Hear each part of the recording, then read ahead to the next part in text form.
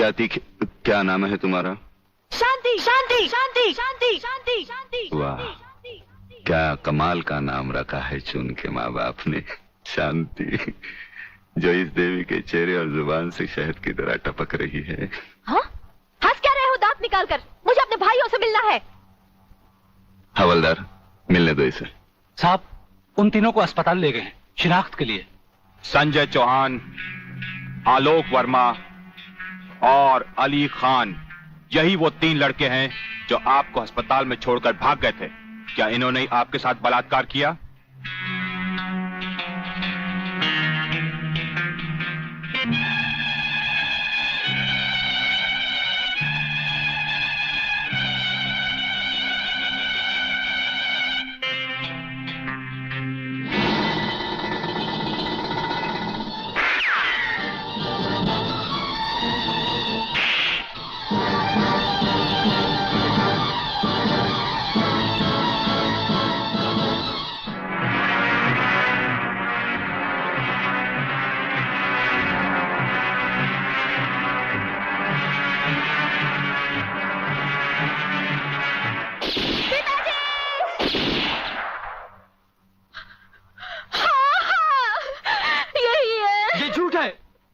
ये सरासर झूठ है।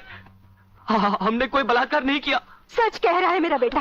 इंस्पेक्टर साहब, ये झूठी है, झूठी है ये। तुम लड़की नहीं, लड़की के नाम पर एक कलंक हो। अरे जरा इन मासूम चेहरों को देखो जिन पर तुमने मौत की स्याही पोत दी है। इनकी सहमी हुई आंखों को देखो जिनमें तुमने मौत की दहशत भर दी है। और फिर मेरी आंखों में आंखें डालकर देखो, क्या इन्होंने तुम्हारे साथ बलात्कार किया था? इंस्पेक्टर, कौन है ये औरत? इसे बाहर ले जाओ। हवलदार, पकड़ लो इसको। खबरदार, अगर किसी ने भाभी को हाथ लगाया तो।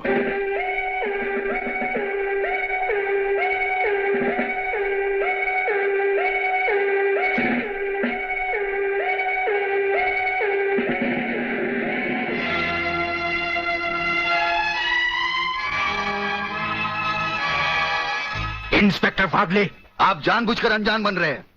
आप अच्छी तरह जानते हैं कि ये डीआईजी रुद्र प्रताप चौहान की पत्नी है।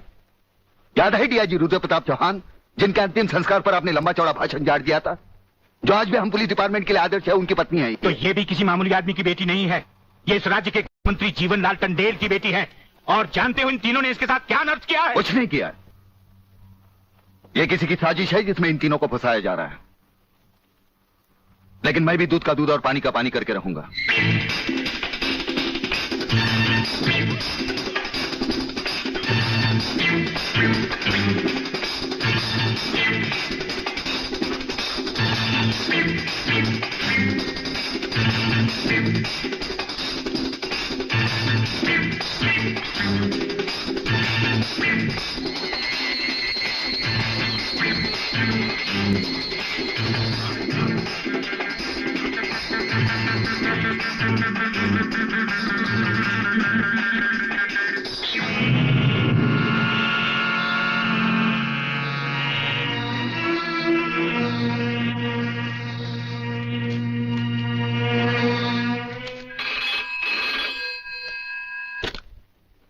हरिप्रसाद स्पीकिंग। जज साहब, मैं प्रलयनाथ गुंडा स्वामी बोल रहा हूं। Your honour, dancer miss Anita Chaudhary की लाश का समुद्र के उसी किनारे से मिलना और उसी जगह से राधा टंडेल के कपड़े और सैंडलों का मिलना, इंस्पेक्टर वागले को मिली हुई गोली और अनीता चौधरी के पेट से निकली हुई गोलियों का एक ही रिवॉल्वर से चला होना और उस रिवॉल्वर पर किसी और की उंगलियों के निशान होना, यह साबित करता है कि इस केस में किसी और का भी हाथ हो सकता है। इसलिए जब तक ये बातें खुलकर अदालत के सामने नहीं आती, मैं अदालत से दरख्वास्त करूंगा कि इन तीनों की जमानत मंजूर कर ली जाए। योर ऑनर, मेरे फाजिल दोस्त ने बड़ी आसानी के साथ कह दिया कि इस केस में किसी और का हाथ भी हो सकता है। लेकिन ये बात कहते हुए मेरे फाजिल दोस्त भूल गए कि अनीता चौधरी की लाश के पास संजय चौहान का पर्स भी मिला है। Your honour, miss Radha Tandel जिनके साथ बलात्कार हुआ, उन्होंने अस्पताल में पुलिस इंस्पेक्टर के सामने इन तीनों की शनाख्त की है। योर ऑनर, इसके अलावा डॉक्टर गुप्ता की रिपोर्ट मौजूद है। इन तमाम बातों से जाहिर है योर ऑनर कि रेप और मर्डर इन्हीं तीनों ने एक साथ मिलकर किया है। लिहाजा मेरी कोर्ट से गुजारिश है कि इनकी जमानत किसी भी कीमत पर मंजूर नहीं की जाए। सरकारी वकील की दलीलों को मद्देनजर रखते हुए यह अदालत संजय चौहान, आलोक वर्मा और अली खान की जमानत नामंजूर करती है और इन्हें पुलिस की हिरासत में रखने का हुक्म देती है।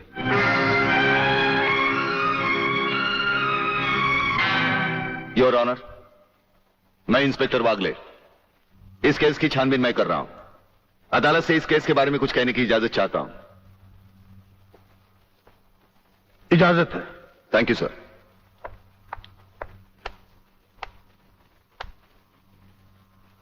योर ऑनर, इंसाफ के इस मंदिर में आपको न्याय करते हुए कई साल हुए होंगे और इन सालों में आपके सामने रेप और मर्डर्स के अनगिनत केसेस भी आए होंगे। क्या उन अनगिनत केसों में आपके सामने कोई ऐसा केस आया है जहां कत्ल और बलात्कार करने वाले ने जिसके ऊपर बलात्कार किया है उसे खुद अस्पताल पहुंचाया हो? ये तो अभी तक सुना नहीं कभी। सही कह रहा है ये बात है, गड़बड़ जरूर है। बहुत बड़ी ऑर्डर, ऑर्डर।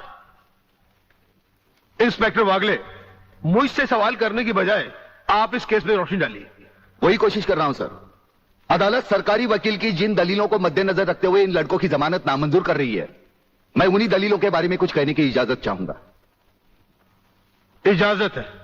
सरकारी वकील का कहना यह है कि अनीता चौधरी की लाश के पास संजय चौहान का पर्स मिला। हो सकता है बेहोश राधा टंडेल को उठाते वक्त वो पर्स वहां गिर गया हो। अब इनका कहना यह है कि राधा टंडेल ने इन लड़कों के खिलाफ बयान दिया है। यह भी तो हो सकता है कि वो बयान उसे किसी के दबाव में आकर दिया हो।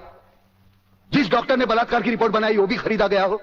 आपकी इन दलीलों से अदालत अपना फैसला नहीं बदल सकती। यह फैसला आप जबरदस्ती इन पर लाद रहे हो। इंस्पेक्टर वागले, अगर मैं चाहूं तो अदालत की तौहीन के जुर्म में मैं तुम्हें अभी टर्मिनेट कर सकता हूं। कोई परवाह नहीं है मुझे इस बात की। मेरा तो विश्वास उठ गया है इस कानून से। कौन सा कानून, कैसा कानून? यह कानून तो चंद मुजरिमों की रखेल बन बैठा है। इसलिए लोग अदालत का दरवाजा खटखटाने के बजाय गुंडों की चौखट चूमते हैं। Take him out of the court. अगर जिंदगी में किसी से रिश्वत ना ली हो तो ही मुझे हाथ लगाना।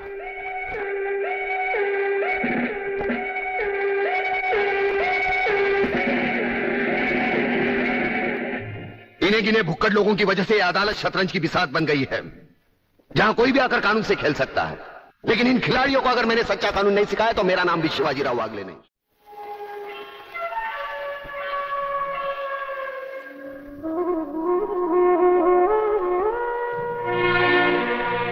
नहीं यार, इस तरह तो हिम्मत हार के हम बिना फांसी के ही मर जाएंगे।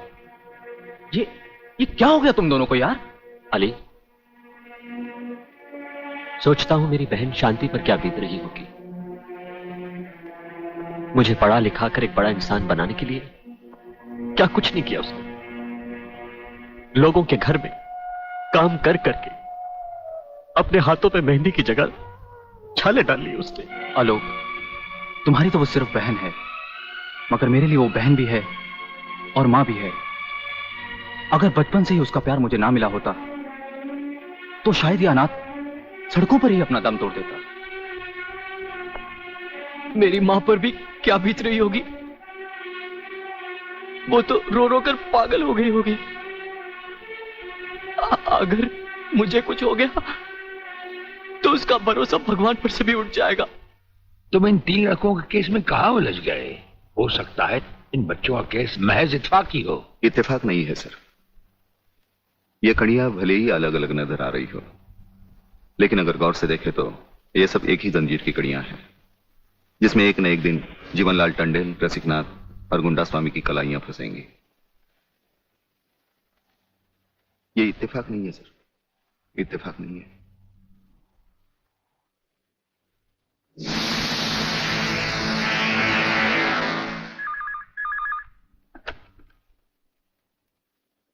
हेलो सर, मैं तुम्हारी आवाज अच्छी तरह पहचानता हूं जेलर। तुम वहां से कुछ नहीं बोलोगे, सिर्फ सुनो, क्योंकि जब से तुम्हारी जेल में सूर्यदेव सिंह आया है तुम्हारी दीवारों के भी कान हो गए हैं। मुझे वागले और उसकी मीटिंग का पता चल चुका है। वो 3 लौंडों के केस की सीढ़ी बनाकर मुझ तक पहुंचे, उसके पहले उसकी सीढ़ी के हर डंडे को काटकर फेंक दूंगा मैं। सुनो जी। मुन्ना और उसके खतरनाक खूनी साथियों को आज रात को पुलिस की वर्दी में जेल से बाहर निकाल दो और उनको समझा दो पुलिस स्टेशन जाकर उन तीनों लड़कों का बिल आत्महत्या के नाम पर फाड़ दें।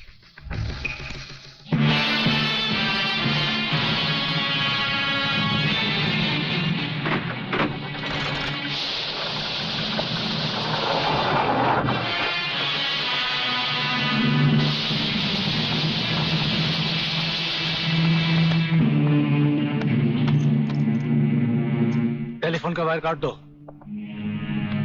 अब इसे बांध दो।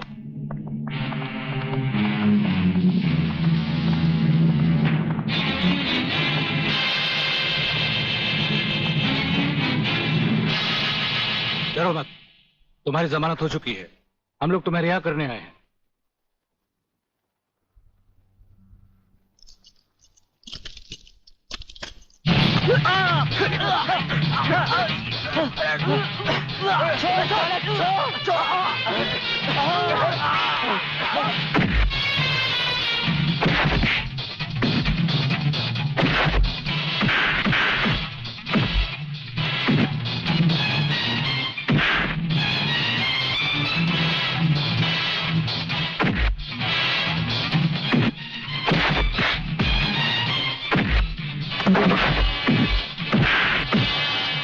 छोड़ना मत संजू।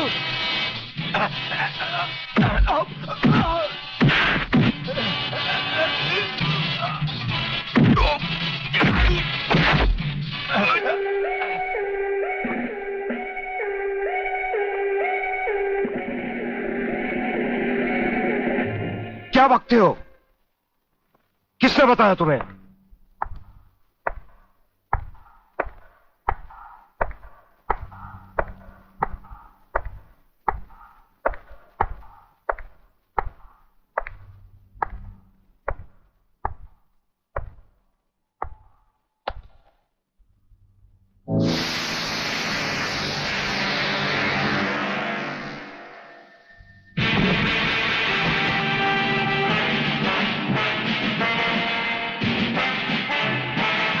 कुछ ही देर पहले तुम जेल की कोठरी में बंद थे, फिर वहां से निकले कैसे?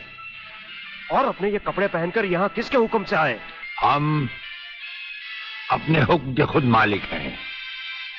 हम अपने हुक्म से ही अंदर आए थे और अपने ही हुक्म से बाहर चले जाएंगे, तुमसे अच्छी तरह मिल लेने के बाद। तुम्हें अच्छी तरह मालूम होना चाहिए कि तुम किसके सामने बैठे हो। हमें मालूम है, इसीलिए तो जूते तुम्हारे मुंह के सामने रखे हैं। तुम जैसे गद्दारों से हम नहीं, हमारे जूते ही मुंह लगाते हैं। सूर्यदेव सिंह, ब्रिगेडियर सूर्यदेव सिंह, भूल कैसे गए? हम आज भी ब्रिगेडियर हैं, कल भी ब्रिगेडियर थे। जेल में आना तो एक नाटक था तुम जैसे मुजरिम तक पहुंचने के लिए। और ये रहे तुम्हारे काम के कागज। ये हमारा रिहाई का ऑर्डर और ये है तुम्हारी गिरफ्तारी का वारंट।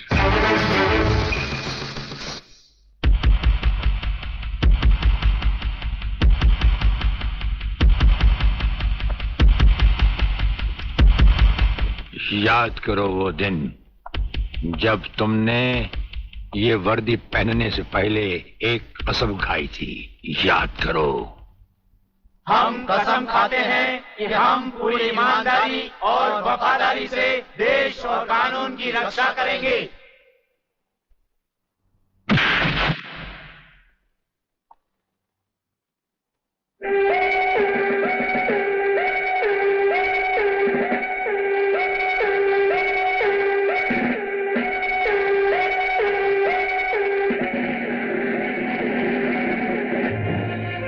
इन नंगों की बारात में ये वर्दी वाला दूल्हा नहीं जाएगा वागले।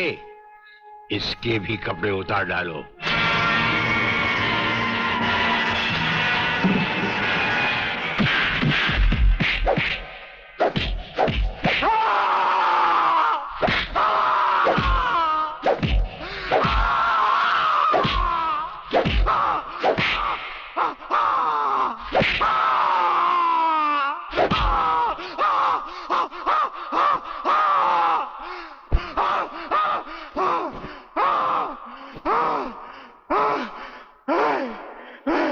सच कह रहा हूं, मैं बेकसूर हूं।